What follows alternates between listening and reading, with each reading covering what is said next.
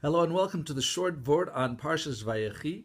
In this week's edition, we will focus again on Shevi'i to the end of the Parsha, but I'd like to discuss as the theme the fourth Av and Jewish leadership.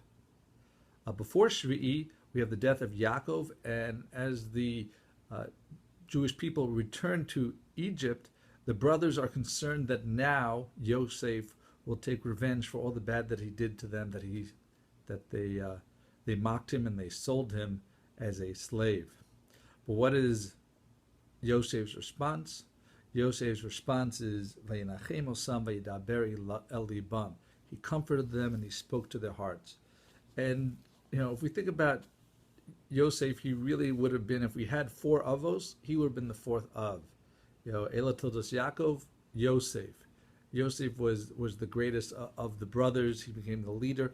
And one of the character traits, and we've mentioned it before, including in Vayechi, is his sensitivity. And that is something that a proper Jewish leader should have, is to be sensitive to people and know how to talk to them.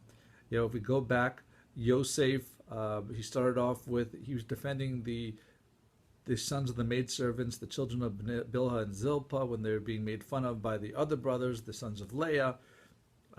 In Egypt, he didn't sin with the wife of Potiphera, because one of the reasons was because I have to be sensitive to him, that even if halachically for some reason it would not be forbidden, he took care of me, he trusts me, and it would be insulting if I acted poorly to him. Then you have he noticed that while he was in jail, he noticed that the Sarofim and the Sarmashkim, that they were sad, and he took attention to them and he spoke to them. And when the brothers came, now again, he was giving them comfort. He said, I'll support you and I'll support your children. He made them feel, don't worry, it's okay. Hashem wanted me to be here. I'm not going to do anything bad. It was actually all for the good for me and good for everyone. And we see elsewhere in the Sefer on Chumash, based on Rav Shach. So there's a story there about the Chafetz Chaim, that in Radin, in Poland, there was an older bacher who did not get married because he had a lung disease. And one Yom Kippur, after everyone else was, all the bachim were out of the Beis Medrash, he went to the Beis Medrash and he sat and learned this bacher.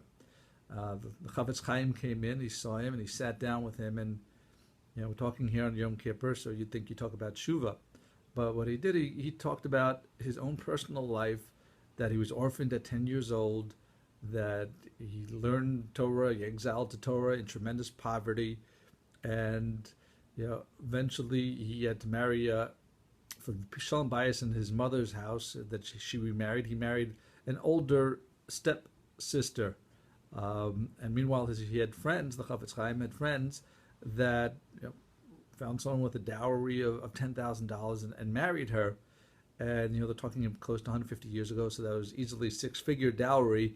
And it seems like things weren't good for the Chafetz Chaim. But meanwhile, it turns out, in the course of time, this other guy, his friend, he invested and he lost all of the dowry, and he was poor and was struggling to make ends meet.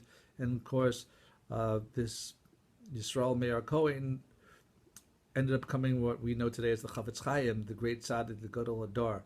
And here we are. How's this great Gadol Hadar talk to someone? He doesn't give him musar for the night of Yom Kippur, but he shares the suffering, he emphasizes and empathizes, and he consoles.